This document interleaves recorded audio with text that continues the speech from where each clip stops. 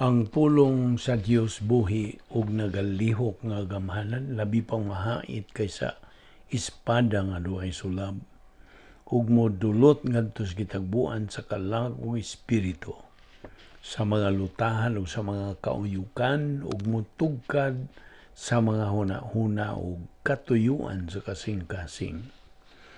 Ang tibuok nga kasulatan gipaginhawa sa Dios ug may kapuslanan alang sa pagpanudlo, alang sa pagpamadlong, alang sa pagpanulid, ug alang sa pagmatuto sa pagkamatarong. Aron ang tao sa Dios mamahingpit, masinangkapan alang sa tanang maayong buluhaton.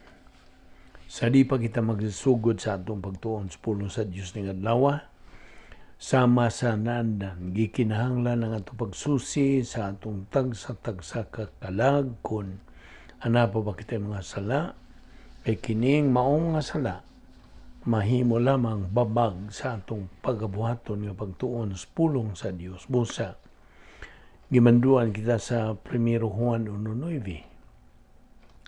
If we confess our sins, God is faithful and just to forgive us our sins and to cleanse us from all unrighteousness. Apan na lang kanimo dili pa magtotoo ang imong buhaton, dili ang imong pagsugid sa imong mga sala, kundi ang imong pagdawat, pagtuo kang Ginoong Jesucristo ingon nga imong manduluwas. Therefore, magandam ta sa atong kaugalingon pinagi sa hilom nga pagampo. Magampo ta.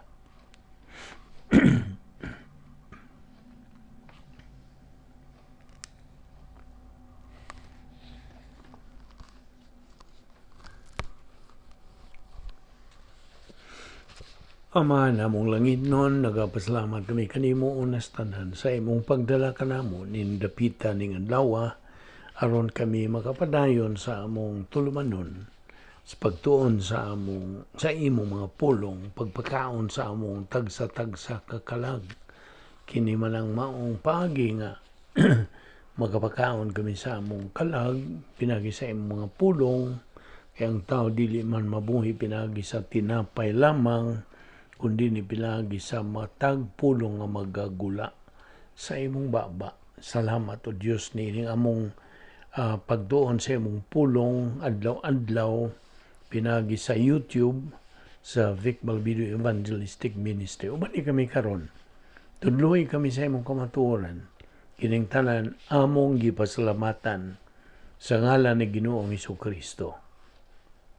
Amen.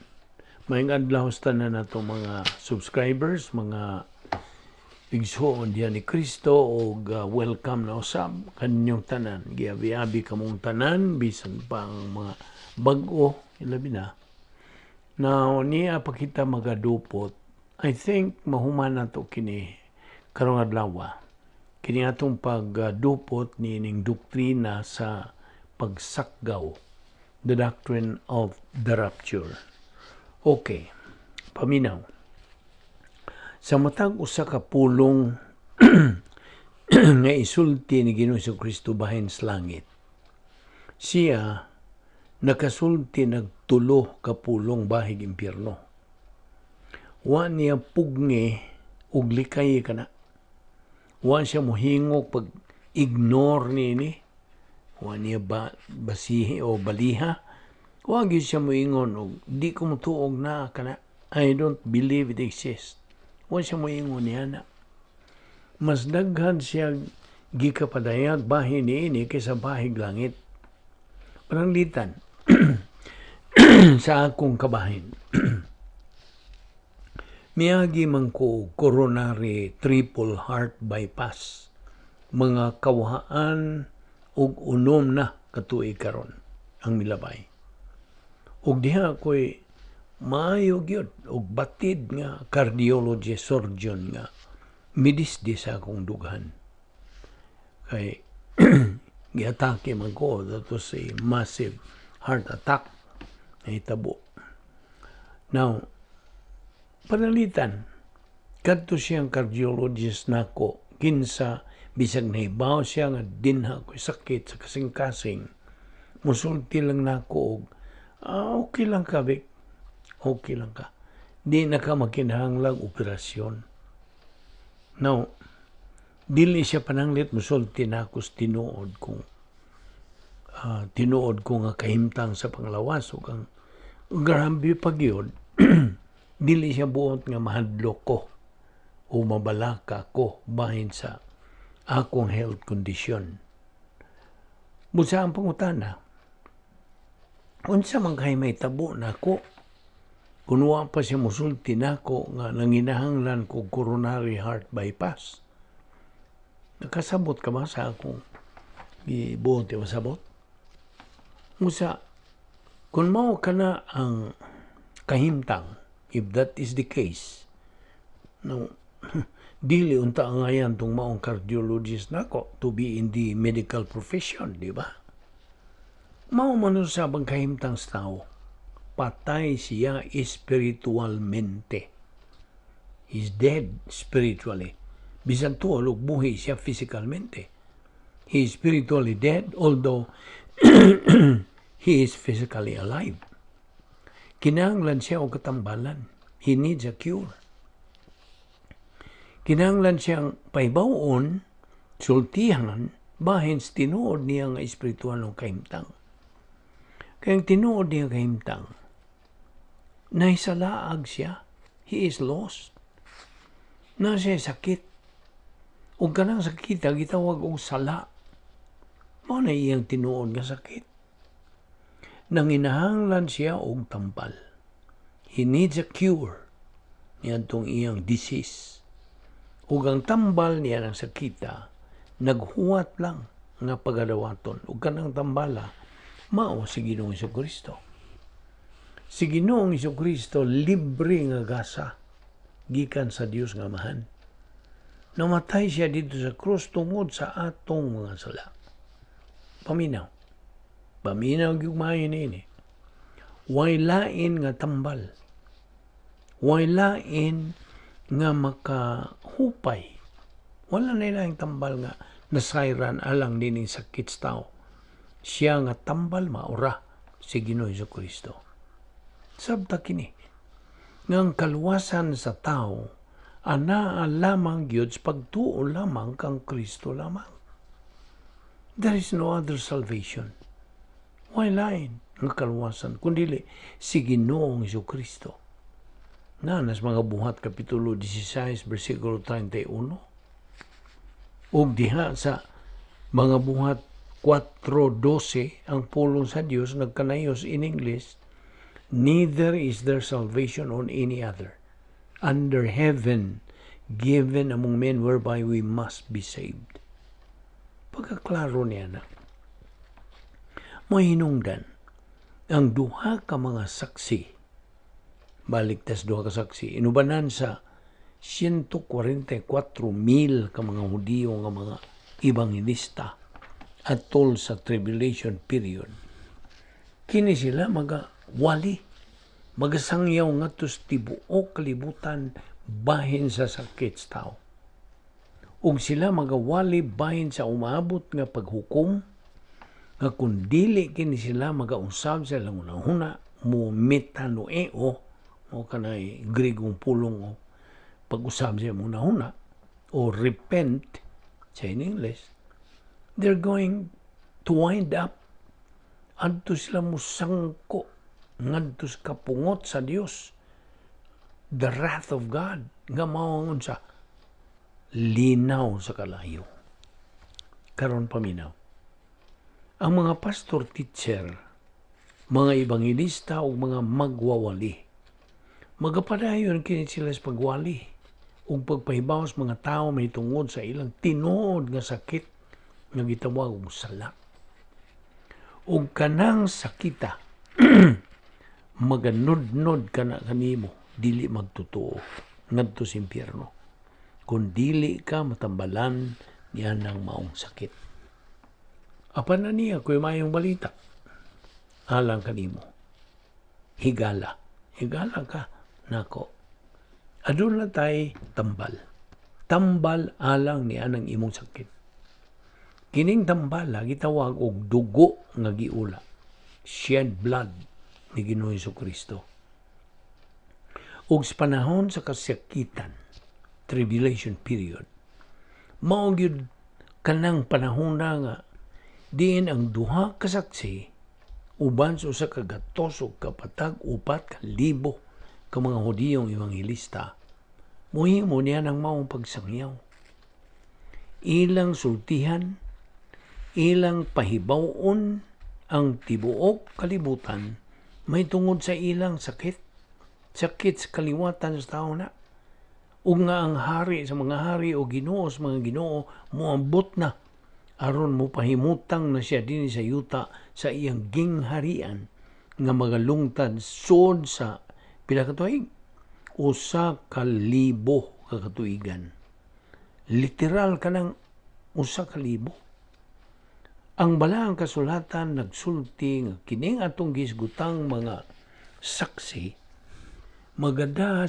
magada dili katuhuan og mga katingalahan. Magada kini sila og dili katuhuan nga gahom ilang ipahamtang ang mga kamatay, plagues sa English. Og kini magkakaitabo. Og sa tibuok nilang pagtagad nining kalibutan sila mao ang mamahimong mga champions pagkamatarong, champions of righteousness, o sa paghukom batok sa masupilong kalibutan. Karon, tingali mangutana kanining pangutana bahin niini. Nganong makaako man ang Dios sa pagbuhat nining iyang buhaton sa panghinapos sa kapanahunan nga paghukom sa mga masupilon o dautan? Well, ang counter o sumbalik ko nga pangutana niya na mo kini. Unsaon, o nga naman pong di man siya makabuhat niya na. Unsaon man niya pagkamatarong nga Diyos, kung magasudong o tambay lang siyang tanaw sa dautan nga, dili niya kastiguhon. Unsaon matang siyang pagka-Diyos, kinsa ang hinatong simbahon, kung igor siyang musudong sa mga dautan nga nagpangitabo ning kalibutan. Now, karong panahon na, nagkakinabuhi kita sa giingon ta og parenthesis sa pasensya sa Dios. Apananay adlaw nga moabot nga matapos ra ang pasensya sa Dios. Ug ang kupa sa pagkadautan, the cup of iniquity, mapuno na. Ug si Ginoong Hesukristo ang maghuhukom sa tibuok kalibutan, moabot. Dinoon, kining kalibutan na pagahukman.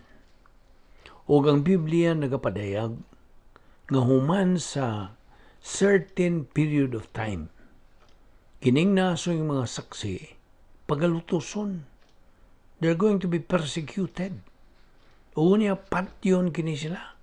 Og ibutang kini sila sa kadalanan sud sa tulo og tunga ka adlaw.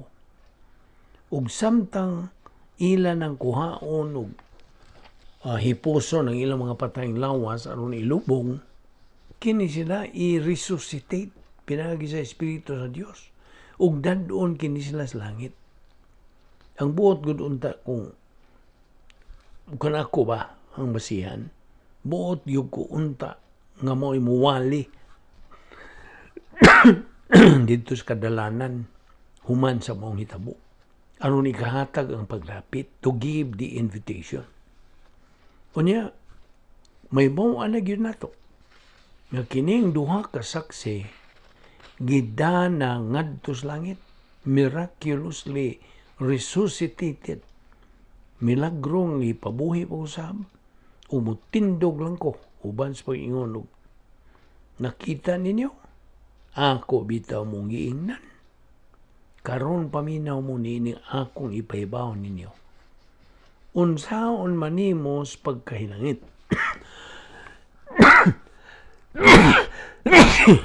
Excuse me.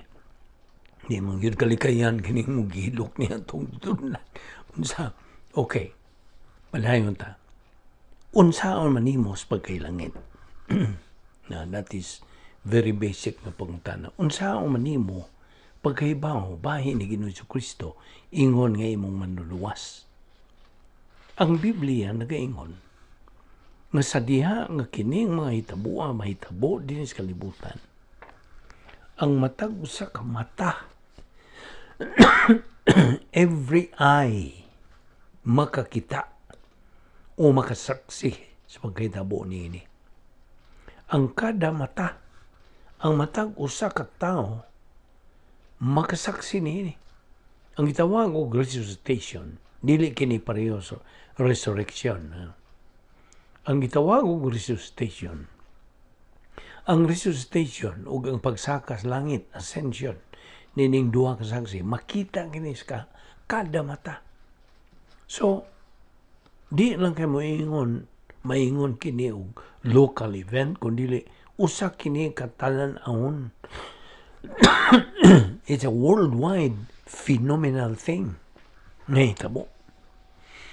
Nagsulti ang Biblia. Paminaw. Nagsulti ang Biblia nga sa diha nga patyo na kining duha ka saksi, ang mga tao nga didto niya nagtungura, mga lipay magayo, nga magsaulog sila mga piging, magparty ni kini sila. They will have a celebration nga mura ning ilang pagselebrar panahos Pasko, Christmas party ba? Ug ang libro sa Pinadayag, Kapitulo 11, versikulo 10, nagkanayon. Ug malipay ang katawan sa kalibutan tungod sa kamatayon ni duha ka saksi. Sa ulogon nila kini pinagi sa pag hinatagay og mga gasa kay gipaantos magpag-ayo ang katawan niya itong duha ka propeta. So, mag-Christmas party ang mga katawan anang tungura. Mao ni unsa ka tingilad yun. Manggihatag, exchanging gifts sa mga katawan. Mga lipay, magsaulog tungod sa kamatayon ni duha ka saksi, kinsa ilang ituan nga nagahasol, nagasakit, nagatulisok nila. Ang buot ko yung pasabot sa mga katawan. Sabi nimo, kining mong hitabo, usa lamang kinis mga kasaysayan nga atong mabasa o matun-an diyas libros Pinadayag. Ug usa sa mga kapitulo niining maong libro bahin sa duha ka tawo nga gitawag sa Dios nga mao'y magadala sa mensahe sa mayong balita sa kaluwasan, niya ng pinakadulom nga panahon nga hitabo, sukad nga nasinatis kalibutan. Kay bao ka? Kung muadto ka sa libros Pinadayag, imong mamatikdan nga naay mga madulom nga mga dapit. Ngit-ngit, ngiob. Apan sa matag dulom mga dapit, naay tawgon ta nga parenthesis sa kaluoy sa Dios. Kaya bigod nimo, ang Dios di mo biya sa iyang mga katawhan nga way saksi. Di man gyud kumutuo nga biyaan sa Dios kining atong kaliwatan, our generation nga way saksi. Sayod ka nga naay daghang mga katawhan sa Dios nga nagasangyaw sa mayong balita sa kaluwasan ingon man sa pulong sa Dios, pinagi sa telebisyon, sa radyo, sa YouTube ug uban pa. Ug ang Dios nagapadayon sa pagpadangat ngadto sa iyang mga katawhan, nag-aawha kanila sa pagduol kaniya ug paghinulsol, sa pagdawat sa tambal alang sa sakit sa sala, sin, sickness, ug espiritu o espirituhanong balatian. Abi nimo, sa higayon nga muna-una ko nining duha ka saksi, mudayon ko kaamgo kon unsa gyud ay ang pagkaibanghelista, ang pagkamagsasangyaw, ang ilang kaisog, kaligon, ang ilang dili pagbaton o kauwaw, ang ilang pagkamalahutayon, ang ilang gahom, ang ilang kadasig, ang ilang mainiton nga pagtagad, boiling hot attitude.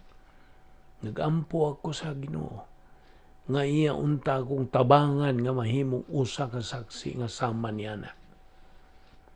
O nga tabangan usab ka nga mamahimong usa ka saksi nga sama niya na. Kaya ang usagod ka saksi, suma sa aton ng nasayran, usa siya kayanong tao, kinsa mo paybaw sa ubang tao, kung unsay ilang nakita, unsay ilang nibawan, o unsa may tinuod.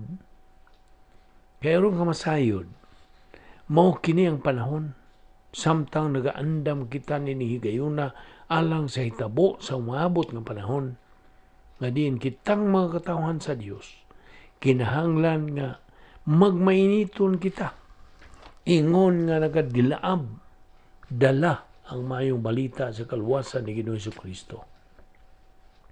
Pagkakaron, kinahanglan nga maayo na natog sag-o ning tuhop na gyud kanato ang bahin sa mayong balita sa kaluwasan.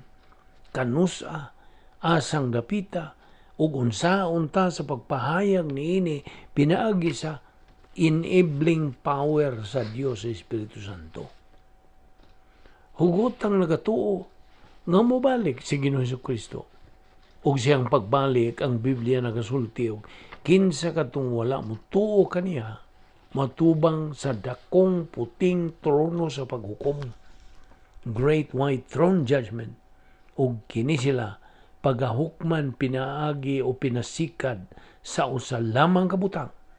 Nahisulat ba ang ilang ngan sa Lamb's Book of Life, ang basahon sa kinabuhi nga iya sa karniro. Kay kung dili ang ilang ngan makit-an nga nisulat sa Lamb's Book of Life, na dili sila makasud sa langit. Pangutana. Unsa man gibuhaton sa tao nga iyang ngan may sulat diha sa basahon sa kinabuhi nga iya sa karnero. Tubag, pinaagi sa ilang pagtuo kang Ginoong Jesucristo aron sila mamaluwas. Mangutana ko nimo, imo na ba ka nang gibuhat? Imo bang gituuan si Kristo? O si Kristo lamang? Paminaw. Ang kaluwasan, mao lamang ang pagtuo lamang kang Kristo lamang. Faith alone in Christ alone. Mao ka na ang kaluwasan. Kung buot ka pa nga masayod sa pipila pagyud nga pagpatinaw bahin kaluwasan, basaha ang mga buhat, Kapitulo 16, versikulo 31, Juan Kapitulo 14, versikulo 6, Juan Kapitulo 3, versikulo 3, mga buhat, Kapitulo 4, versikulo 12, Mateo Kapitulo 7, versikulo 13 at 14, Juan Kapitulo 3, versikulo 36, ug Episo 2, versikulo 8 ngadto sa 9. Dinhi mahuman ang atong pagtuon bahin niini. So karon ako kang pangutan-on higala. Labing minungdanong pangutana kini ang akong ipangutana nimo. Luwas ka ba higala? Dili question kung sakop ka bago sa kasimbahan, kundi luwas ka ba? Di pod question kung nagkinabuhi ka ba o sa katalahuron, dalaygong kinabuhi, kundi luwas ka ba? Now, higala, aron ka maluwas. Una sa tanan, kinahanglang mo angkon ka nga ikaw usa ka makasasala. Ang imong mga sala ra ba mo hinungdan nga nakabsan ka himaya sa Dios.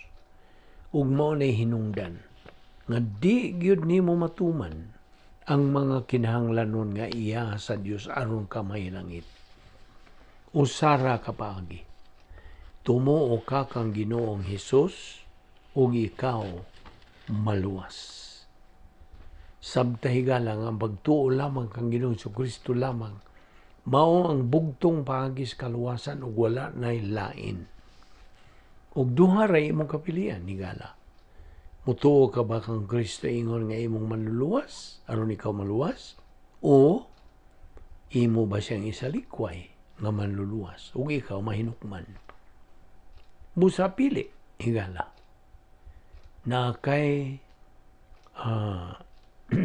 kagawasan sa pagpili. Ginatag ka na sa Dios nimo. Apan sabta ang gisulti sa pulong sa Dios diha sa Juan 3:18 nga nagkanayon. Ang dili mutuo mahinukman ang daan. Tungod kay wa man siya mutuo sa ngalan sa bugtong anak sa Dios. Busa, subliyon ko sa pagpahinumdom kanimo higala. Tumuo ka kang Ginoong Hesukristo ug ikaw maluwas. Magampo ta, balaan na mo nga Dios, nagapasalamat kami kanimo. Nining matamis nga higayon sa among pagpakigambitay kanimo ug sa imong mga pulong. Salamat sa imong pagpatinaw kanamo sa imong kamatuoran hinaut. Kini mahidugang sa napundo ng mga doktrina kamatuoran nga niya sa among kalag. Nga kini nga mong gitun-an ni nga adlaw mahimo unta nga panalangin sa among kinabuhi. Salamat ni among Bible study pinagi sa YouTube. Kining tanan among gipasalamatan sa ngalan ni Ginoong Hesukristo among bugtong manluluwas. Amen.